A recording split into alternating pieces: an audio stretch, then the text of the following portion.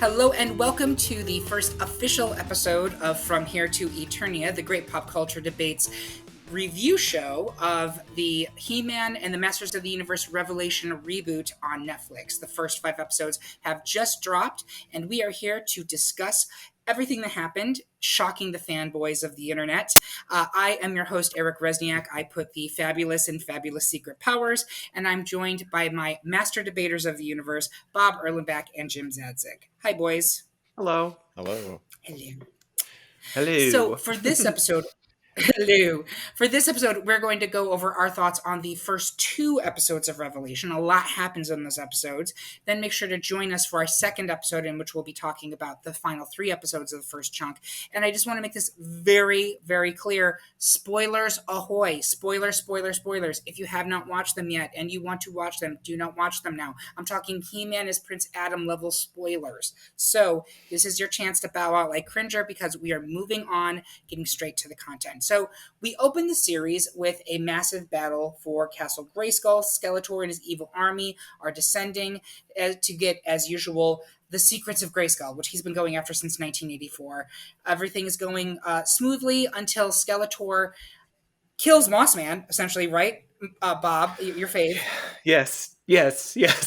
I had a very strong reaction to that moment. So I actually asked Bob to record himself watching it because I wanted to see his reaction, because I'm pretty sure I'm a bad friend. And in our preview episode, he talked about how Mossman was his favorite character.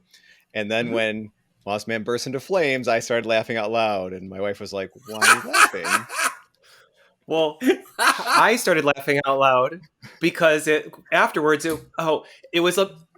was smells like pine from Skeletor. I was like, oh, you bitch. He's such a delicious bitch. I love it. If you remember that moment from X-Men where Magneto looks at Rogue and goes, "We love what you've done with your hair." I was like, you bitch. Save energy. So good old Mossman was a crispy critter up there, and then He-Man loses it and he stabs Skeletor, which unlocks the cosmic woo-woo cube, which gives access to the secrets that Skeletor has been looking at since the Reagan administration. Skeletor punctures the globe with his staff. Kablooey. What do we think about everything up to that point? I'm going to go with so Jim, you're pretty new to this, so what are your questions first? Let's get that out of the way.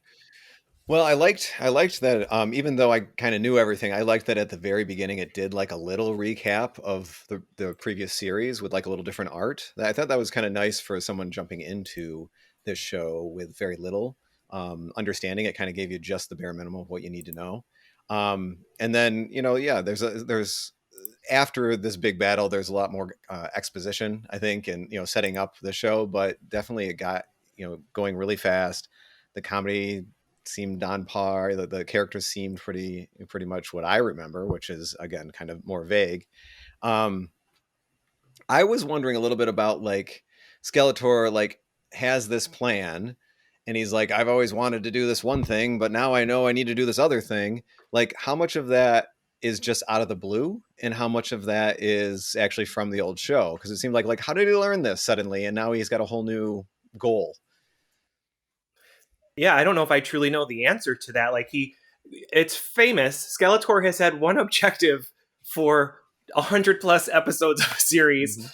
And all of a sudden it's like, well, I realize I don't want the castle. I want what's beneath it, pretty much. And and I'm not sure that I really know the backstory to that. If there is one, like, all of a sudden he knows that. And, he's there with the sorceress, and boy, does she bitch slap him to begin with. But that's a great introduction. What a good introduction. Good. Yeah. So good.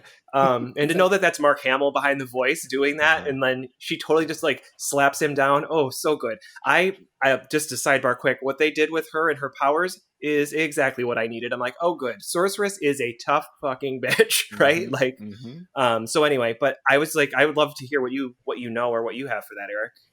So we don't know how he found out that, like, Grayskull is in fact a mirage, and the like old temple of the ancients was actually what's underneath it. That is, we don't know that, and I suspect it may be revealed in the prequel comic book that's currently coming out from Dark Horse, which is going into a lot of the history already. In just one episode, one issue's been out, and already there's elements that are clearly going to be informing this show.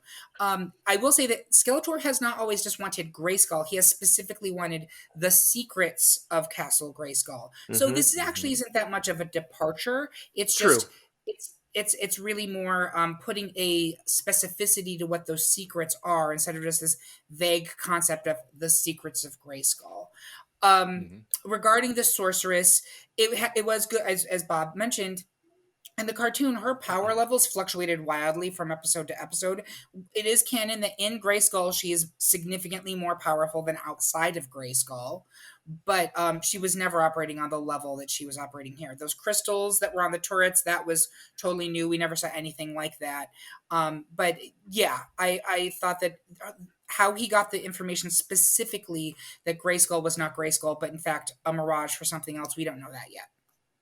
Yeah, it's interesting because we've waited forever to know the secrets of Castle Grayskull, and now we're starting to peel back the layers of the secrets of Castle Grayskull, and that's exactly what I wanted. Exactly. It's called Revelation for a reason, folks. So Correct. after Skeletor punctures the globe or the sphere, which contains all of the knowledge of Eternia, and somehow all of its magic, that part is very fuzzy to me. That seems like some real woo-woo logic happening. But basically what the sorceress freezes time and says to everybody, number one, this was an interesting bit. She says, I knew this was going to happen. And then Tila's like, then why did you bring us here? Because she said, I wanted to see you one last time. We'll get to that in a second. But He-Man comes up with the plan. Well, I can stop the destruction of everything, which is what she says is about to happen, if I call down the power of Grayskull while in He-Man form, and somehow that's going to do something with the magic. It's very unclear at this point. It's he just can use the sword as a conduit, Eric. It's a sword as a conduit, and he must be wielding it. So, yeah, clearly she knows some things, and Tila's not the only one that's got secrets being kept from her, clearly. Jim, you were going to say something? Well, I was saying they're just brainstorming options, and apparently this one worked out. At least to some extent, although maybe He-Man dies is what, and you guys, I think you guys both made a good comment off the podcast of people who are posting about that. They clearly haven't watched the rest of all 5 episodes. Not that that's 100% true or not, but like, even like I watched the post thing, the post production thing on Netflix too, and Kevin Smith says something that really sounds like He-Man's still not dead. Like, he's like, oh, we just kept killing him and bring him back. And so like the people who are all up in arms online, like they haven't paid attention to the structure of this in any way. No, and like we're gonna get to that in a second, but I will say, like, in the original cartoon, He-Man routinely just comes up with batshit ideas that make no sense logically, but yet that's what happens. Like, on an episodic basis, like, I will turn into a human tornado and suck all of this sand out of the desert. Like, constantly doing shit like that. So it's actually very much in character for him. But as Jim just alluded to, when this happens, the magic lightning comes down. 2 important things happen here. Number one, He-Man turns back into Adam in front of Tila and Skeletor, neither of whom realized his secret identity. Tila loses her shit. And then also He-Man and Skeletor die? ?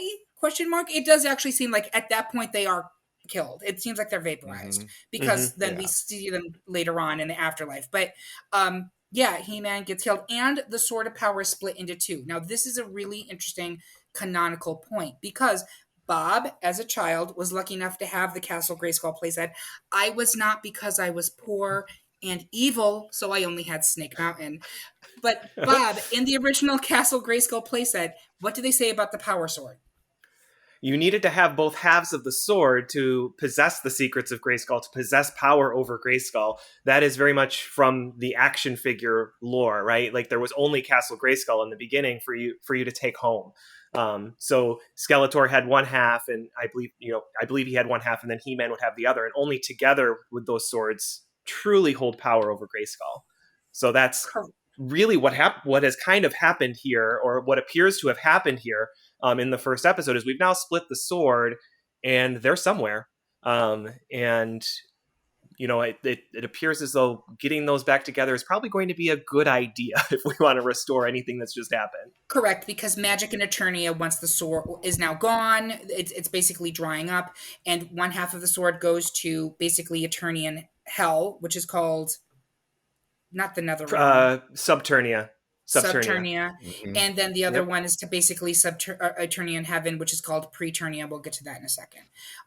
Yep. So I do want to talk for a second about the level of action figure specific lore that is involved in this first episode, and that whole opening sequence that tells you the story of how we got here. All of those lushly painted scenarios are literally Beautiful. the artwork from the original action figures that are then brought to life. Like the level of detail and fan service in just the first minute alone, for the people who are bitching about how this cartoon has gone away from what they consider to be the core tenets of He-Man. I don't know what you're watching and I don't know what you're looking for, but as a kid who actually did watch the original show and had the action figures in the 80s, that was 100% like dead on to what was going on back there. I want to go then to what Jim was talking about, the people complaining about how you kill off He-Man in the first episode. What is this show? The show's called Masters of the Universe. First of all, it's always been called Masters of the Universe, the toy line at least. And killing off He-Man is, I think, actually completely in line with what He-Man would do. He would sacrifice himself in that moment. And He-Man appears in every episode of the first 5 ones it is. He's in every single episode. So this bullshit Yep. that you've killed off He-Man and it's not about He-Man, He-Man is 100%, he's frankly more of a character in Revelation's first 5 episodes, dead for 4 of them, than he was in 120 something episodes of the original, where he's just a dude who punches things or more effectively throws things. Yeah, Yeah. absolutely. Sorry, go ahead, Jim. Well, I kind of agree with you too about like if you think of it like narratively, the structure. And I know we want to talk about just the first 2 episodes in this, but if we talk about the whole part 1, what's happened is we take the characters that steal all the attention of the show, He-Man and Skeletor, out for a little bit, so we can learn about all these other characters. And then even like Orko goes to, because he's too goofy, we can't really have him in there anymore. And then we come back to, okay, now what, with understanding all those characters, where are we going from here? It's a nice kind of way to like sidestep, get some depth about these characters. I think someone could actually just get a little recap and start part 2 with a, or watch the first episode and skip to part 2, and they could still be okay, but they would lack all the understanding of the characters and their motivations. Yeah. Jim, that's exactly what I was going to say, right? Having He-Man and Skeletor there kind of sucks the air out of the room, right? Like, we want to learn about these other characters who never got a chance in the original series, right? Moss Man was in 2 episodes, and now he's been in 4. But anyway, but like, to have room to grow. Stinkor never made it. Well, I'm sorry, I'm getting ahead because of the future episodes, but like Stinkor was never in the series, period, right? So to kind of make way for a new revelation, a new era of this story, we can't have them there. They take all the oxygen. They take all the attention. And from a story perspective, too, in getting rid of all of the magic of Eternia, you're getting to know Eternia, and then they're going to build the rules of magic on top of it in a way where before it was wildly whatever we're doing this episode is what works. And anyone who knows any kind of property that involves magic, there has to be rules with magic. There has to be. And so they're automatically setting those up in this new status quo. I think it's brilliant. I think it takes everything that was good about the core initial series, and it is refining it. Now, one question I have for you, Jim, and this is maybe getting ahead of it, is you're the father of young boys. They're now experiencing this for the first time. Do you feel that this was appropriate for kids, or did it get too dark and too serious? Because the stuff, especially again, we're getting ahead, but the stuff with Orko I found was really depressing. So I'm curious for your take on this. Well, so I happened to watch the first 2 with my kids, and then, because they're off somewhere else, I watched the rest before we recorded. And I'm a little happy about that. Like you said, I don't know. I think it's fine. I think it's on par with other shows that they might watch, other cartoons that are out there. But you're right. Like, I kind of felt like, especially that episode, it was a lot of talking. I don't know if it would grab their attention as much. It was a lot of character building and exposition. and trying to readjust that character. Not to skip to that, but I kept writing like, why isn't Orko funny? Orko's not funny. I will say I loved Orko in these 5 episodes, and I've ever loved Orko more than I've ever loved Orko before. But 100%, yes, absolutely. But I mean, I was a little worried in the second episode. And this will be a great bridge for us to go to that, because it starts. The first lines are like, "Holy hell," and I was like, "Oh crap." Here we go. It's, my 4-year-old sitting next to me watching this. Yeah, I know, right? They've watched Goonies. Yeah. But yeah, so there's like two words in that second episode, and then I was like, is this a warning sign? And I don't think there's any other language. I mean, the violence is the violence that you would expect. I think it's appropriate. There were no big surprises. I think there's only red blood in just one episode. It's the last episode with which we don't want to get to yet. Yeah. But yes. Yeah. I was going to ask, did Skeletor always have blue blood, or was that a new thing? We never saw Skeletor bleed, I don't think. Yeah. You have to understand, this is and in fact, Skeletor makes a comment to He-Man when he stabs him in episode 1. You finally used that sword for what it was meant to be done, because in the original series, He-Man never uses his sword to stab or even sword fight people. It's a really good line. They didn't want to encourage children to be violent. He-Man solved his problems by either punching things, but more often than not, just picking people up and throwing them. Literally, that's what He-Man does in every episode. It doesn't matter if the dragon is like 5 times, 10 times the size. He just picks them up and throws them, and he reflects things with his sword. So the fact that he did use his sword to stab, correct. That was actually a really big moment that I think people need to take into consideration. I found it really interesting, this whole Eternia is like the center of all universe. Like Eternia needs to exist for the universe to really exist. I found that super interesting. I was like, okay, this is cool. So that was a really cool revelation that we kind of learned about in episode 1. And again, before we move on to episode 2, I do want to share we had that wonderful "smells like pine" moment from Skeletor. But let's not also forget. Well, first let's remember Mossman, but let's not also forget that Adam looks at Man-at-Arms at the knighting ceremony and says, "Man-at-Arms is beaming with pride." And Randor says, "Yes, that's parental pride that I hope to feel someday for you." I was like, ooh. Shade. Girl. Shade. The shade of it all. Before we move on to episode 2, we do need to acknowledge that after He-Man dies, Teela and Man-at-Arms go to King Randor and Queen Marlena and say, He-Man has fallen. Randor's very sad. Marlena breaks down, and she's like, "You idiot, that's not just He-Man, that's our son." Randor did not know, the way that Teela did not know. And this was one of the things watching the show, the original one, because we're just doing a rewatch. There is clearly an episode where Marlena basically tells Adam, "I know you're He-Man." It's never said explicitly, but a mother knows, please be careful. Randor was clueless. He had no concept that his son was He-Man. Teela also, it's canonical now that Teela had no idea that He-Man was Adam. And this leads to the big element that leads us to part 2, which is Teela quits after Man-at-Arms is fired, by the way, pretty brutally by Randor. And Teela quits, and I'm done with magic. I'm done with all of your lies.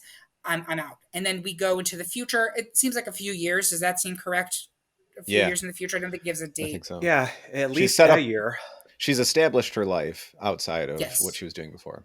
Mm-hmm. So now episode 2, Teela is a mercenary. She has a new colleague with her named Andra. We don't really know much about Andra. I would describe her as kind of a new version of Man-at-Arms based on her tech weapons. She's an engineer. The angry fanboys of the universe have decided that Teela is now a lesbian because she has shaved half of her head and she's hanging out with a woman, even though at no point in the series is it even hinted at that they're in a lesbian relationship. And in fact, Evelyn teases Teela for having clearly a crush on He-Man, but doing nothing about it for years. So where this is coming from, and we all know where this is coming from, check yourself. This is complete bullshit hype. There's nothing to say that she's now, decided that she's become and by the way, it's fine if she does, but it's ridiculous. Anyway, the two of them are mercenaries. They do fight Stinkor, making his grand animated series debut because they wouldn't allow him to be used in the original one because of fart jokes. And then ultimately they get involved in a plot line in which Evelyn in disguise, which by the way, she used that disguise all the time in the original series, that exact disguise, hoodwinks Tila and Andra into infiltrating Snake Mountain to get back Skeletor's chalice. So many interesting things about this that I need to get into. Number one, the Snake Mountain that they use here is 100% based on the Snake Mountain toy from the 80s. It's not the Snake Mountain. I mean, it is the Snake Mountain from the animated series, but the Wolf Gate, the trap door, the faces on the other side of the mountain that were never in the cartoon, that is exactly the toy Snake Mountain. And again, if you're looking for authenticity to the original, could not have been better. Number two, they bring Triclops in as now a kind of mech cult leader. This cult also involves Trapjaw, Whiplash, and a character that I could not identify, but I think has to be an existing character who looks like a human bomb. If anybody knows who this is supposed to be, please identify them in the comments. And so they now have this mechanical cult worshiping the motherboard, and what's going on is they're taking this juice into Skeletor's chalice, drinking it, and people are becoming cyborgs. Where that juice is coming from, eagle eye, no pun intended, viewers will notice, it is Screech, which is Skeletor's robotic falcon, which is both a figure and introduced in season 2 of the show. So Screech apparently is creating nanites that people are consuming and are turning them into cyborg warriors. Frankly, Triclops got more airtime and more characterization in these 4 episodes than he ever did in the original series. And I want to know what Bob and Jim thought of that. Bob, will go with you first. Yeah, I thought it was really interesting that we got all that stuff with Triclops, right? All that screen time with him. He was always there in the original series. He was always a henchman. I don't remember him always being the more commonly used. Like Merman was there a lot, Beastman was there a lot. Like Triclops was there on occasion, but like they went really hard on Triclops. With regards to he's kind of a little bit crazy cult leader in this, and he is really realizing and saying this, well, Skeletor's gone, He-Man is gone, magic is gone. This is the future, and I see this as the future. I'm going to grab that, and I'm going to spread it, right? Who knew that Triclops was this intelligent, this kind of in tune to kind of picking up on that? So I find it really interesting. I found him more interesting than I ever found him originally. I never had the figure, never wanted it. So it was really, really cool to see. He was really one of my favorite parts of the series overall. Really great in episode 2. It was just such a great introduction for that character and a great sideline. Now that magic is gone, this is a really cool direction to go while we're trying to figure out all the magic stuff. Yeah. Jim, what did you think of that whole thing? Well, not to go back to the writer's room too much, but you have Tila at the beginning is talking about how, she's pretty much anti-magic, pro-tech. She's saying, look at all the stuff I've built. Magic's not something I can relate to that, I suppose. But also just thinking about when they were thinking about creating the show, is fantasy versus technology? Are they reflecting today's society more in this storyline? Are they thinking about the focusing on the female leads for a little bit, those type of things that this episode sets up the new structure. It's, a few years or sometime later, you have, this tech instead of magic focus, which it kind of works its way back to magic, but I think they're trying to grab people and pull them in on something that's maybe a little more concrete, like tech as the bad part. But again, I didn't know how much it is in the original show. Is there's this tech magic mixture? Yes. Is this leaning? Do these episodes lean more on the tech, do you think, or is it about where it usually is? Yeah, so the original one really wasn't unique, and I do think unique, a blend between high fantasy and future technology that was always present in the Man-at-Arms' whole thing is very much future tech. He's constantly inventing things. There are all these really elaborate vehicles for them, which of course were action figures that you could buy.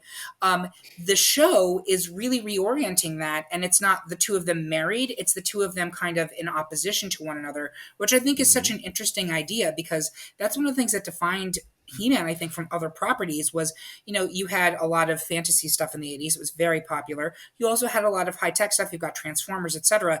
There was nothing else that was really doing a combo of both in a way that was successful. Maybe like the Flash Gordon movie, but that's the only thing I can really think of. So that's a great question, Jim. Any other thoughts on that?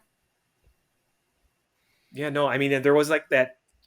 It's not exactly a comparison, but there was a steampunk piece kind of to Man-at-Arms gig a little bit, right? There was some of Man-at-Arms was always creating and inventing, created Roboto, which we'll see in coming episodes, stuff like that. Like he was always the tech guy and always creating some sort of ray or beam or this or that could, this is going to multiply Skeletor. Well, that was stupid for you to create that, Man-at-Arms. But it was really interesting to me as well to kind of see that, and Tila really rejects the magic piece to it, especially after what happens in episode 1. And when she realizes all these things, she's like, we're better off without it. We're fine. I'm doing this. I'm doing my thing, finding artifacts and all of this stuff. She really has no interest in even understanding or finding what's going on with magic at all at this point. And I find that really super interesting. Magic really is, to her, right, it's what ruined her life in a certain regard. I don't know if it's ruined is the right word, but all of her problems are a result of magic, and all of the good things were the result of all the tech and all the things that were invented and created that helped move society forward, however you want to say that. And of course, one of the things that we know as viewers, but that Tila doesn't know, so narrative irony, is that Tila is in herself a magical creature, because Jim, and I don't know if you know this, but Tila is the sorceress's daughter, and that is canonical. Mm-hmm. That's introduced in episode 2 of the original series. So it's episode 6, Tila's Quest. Episode 4 or 6, something like that. It's very early. She's the sorceress's daughter. We don't know her father, which I think is very interesting. At multiple points in the first 5 episodes of Revelation, multiple people try to say to her, oh, BT dubs, I need to tell you something. And what they're trying to tell her is that the sorceress is her mother. We assume. But I think ultimately that's going to be the revelation for this whole series, is Tila is rejecting magic when in fact Tila is herself just as magical as He-Man, Adam, Cringer, Orko, the rest of them. So, and I think we were getting into that with what happens in episode 4. And considering how well she's responded to secrets that have been kept with her up until this point, that's going to go over like a fart in church. Exactly. And make sure to check out our episode where we talk about the character arcs for the lead characters, because I really want to dissect Tila, who's interesting and very frustrating. So I want to finish up episode 2 so we can move on to the next episode. But ultimately, Tila and Andra are successful. They get the chalice away from Snake Mountain. They take it back, give it to Evelyn's disguise, and discover that the chalice is not the chalice. It is the Havoc Staff of Skeletor in disguise. She brings it to the sorceress, whom Evelyn is working to bring magic back to Eternia. The way to do that is they have to reunite the Power Sword. To do that, they have to go to Subternia and to Preternia, where the 2 halves of the sword went back after they were split. And that really kind of sets up the back half of the first bunch of episodes. Before we get into that, any questions, Jim? Or are you feeling like you're pretty much up to speed as kind of our newbie? No, I think so. I think this episode kicks off the call to action, and then now we're in the real show. It feels like, they had to get us here, and now the next episode really is what the show is for the rest of the episodes that we've seen. Just one more fact is that Andra was only in one comic book previous to this series. So she is a character, but she had red hair at the time. Like, she was not a diverse character in any way. So I'm glad that they brought her in that way. So we'll talk about her characterization in future episodes, which I have my own thoughts on. But she was in one comic book. Mm-hmm. That's good to know. I did not know that. So with that, we are going to peace out for now. Make sure to come back for part 2, in which we discuss episodes 3 through 5 of Revelation. And then make sure also check in for our character-specific breakdown episode, where we're going to go over our thoughts on what they've done with all your favorite Masters of the Universe. So with that, we will be back. We have the power.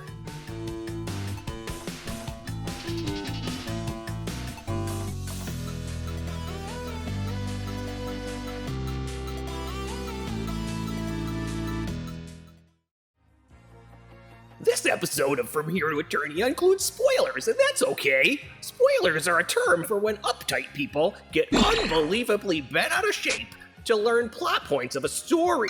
Now, why watch something about a show you want to learn about and then get mad about learning something? That's just dumb. If you want to enjoy the show spoiler-free, watch the show first. Well, anyway, see you next show. Hello there, it's me, Skeletor. If you like this video, smash that like button and hit subscribe, you royal boobs. Leave us comments below about how much you love my new show, Masters of the Universe Revelation.